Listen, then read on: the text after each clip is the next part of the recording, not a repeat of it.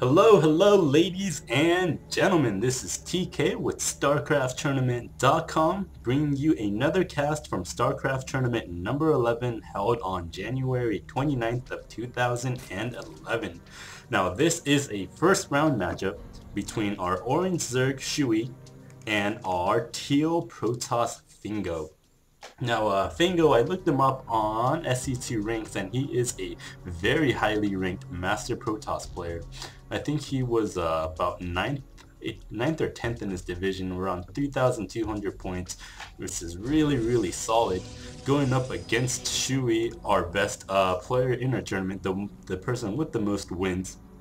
And this is all in the first round, so you might be wondering why there was such a huge matchup in the first round. It's because the person that I put Chewie up against in the first round decided not to show up, and Fingo was able to fill in for that person. So big thank you to Fingo for filling in at the last second and providing us with a good matchup. Now we see Shoey and his Overlord right here being very patient. He always does this with his Overlord. Instead of diving it straight into that enemy base, he goes up and around so it has less of a chance of being scouted while getting the scouting information that he would need. He sees right here that there are no workers mining, so the Protoss player did not mine there. I already missed something. There is a spawning pool going up at 7 supply, and there's 6 Zerglings being produced right now. Here is going to be a very aggressive opening for Shoey. The probe did scout that, so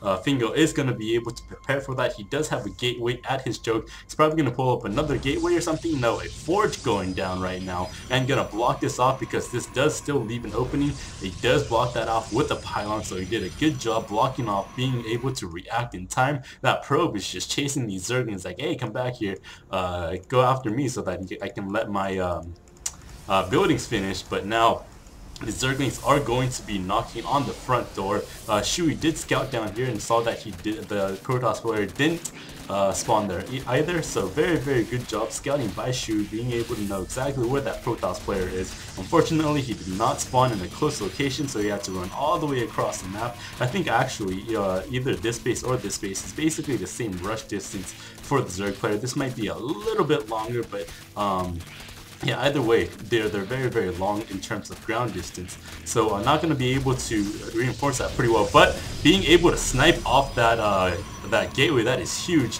Fingo was able to throw down a cybernetics core right before that gateway was destroyed, and the Zergling's getting a very good surround on this Zealot and doing great micro right there. If you saw that, the Zergling was whoa, my computer's crapping out, but he was able to micro that Zergling from being killed. Now Probe's being forced off the line to deal with this annoying Zergling. All the while, Shoey is just droning up. He's not committing to this all in right now. He is just using these 6 Zerglings as an initial harassment and being very pesky with it. Was able to snipe off a gateway. Now Fingo recreating that gateway. He does have the cybernetics core up and running, but he does not have gas, so he can't get the warp gate research yet. Now Shoey's finally making 2 more Zerglings just in case something happens, just in case a Zealot runs by or something like that. Now Fingo did completely wall in right here, and there is a photon cannon at his base, so there are going to be no more Zergling threats. There are still 2 Zerglings in his base, being very pesky, just darting in and out, forcing these probes to be pulled off the line. Now there's another probe right here. He's going to do a proxy pylon, but Shoey's Zerglings do spot it. Very good heads up play by Shoey, being able to spot this proxy pylon going down right there. Fingo was trying to do a little bit of sneak counterattack, but did get that spotted. He does get a good scouting information though, as he does see that hatchery going down. He did not get a good look inside his base. As you see, that was the only initial scout that he did. He does see there are 2 extractors going up as well as a queen. Pretty good saturation on the mineral field. So let's take a look at the production tab. 19 harvesters, 21 harvesters for Shoey, and 25 for Fingo. So Shoey doing a very good job recovering from that initial investment of that spawning pool at 7 supply. Fingo now forced to shoot down one of his own pylons so that his units can get out of his base. putting another gateway down, so it's probably going to transition into a 4-gate play from here and try to do a little bit of push, as he thinks that Shoey is behind in the economic game because of that early aggression. So if he pushes out really early with some warp gate units, then he might be able to take the game then and there.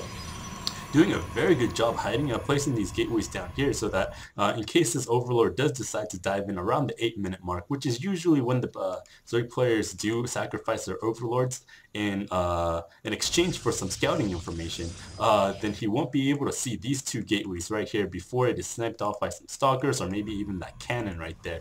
So very good building placement. I like that a lot. Now, a couple Zerglings out for Shoey, just getting control of that Zonaga tower, knowing exactly when and what is going to be pushing out of Fingo's base. Those stalkers trying to focus down that overlord, denying any scouting information whatsoever.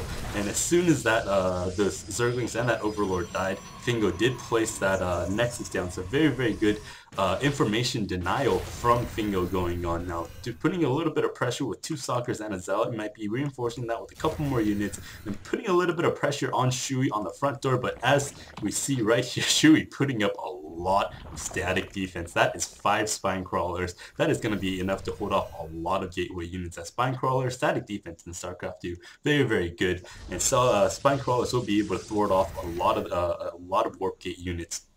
So Shoey just putting up some static, even putting up another spine crawler, wow, and just macroing up at this moment. Let's take a look at the harvester count. He is still behind by 2 2 workers, but yeah, doing a very good job recovering and from that early aggression. And that early aggression, not only did it take out a gateway, I think it screwed up with Fingo's timing, and now he's a little thrown off about what he should do. But of course, making some gateway units, putting some pressure on is a very good response. We'll see how this goes. We'll keep an eye on that. Oh, let me bring up the production tab. Sorry about that. 2 evolution chambers going, another warp gate going. So going a very warp gate heavy army, even getting armor level 1 right now is Fingo.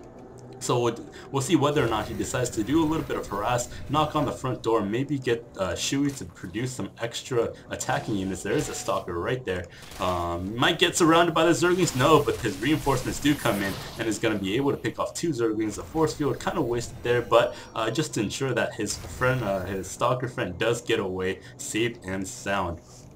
But Fingo did not see the static defense. He didn't get good information of what was going on. So right now he is playing semi-blind.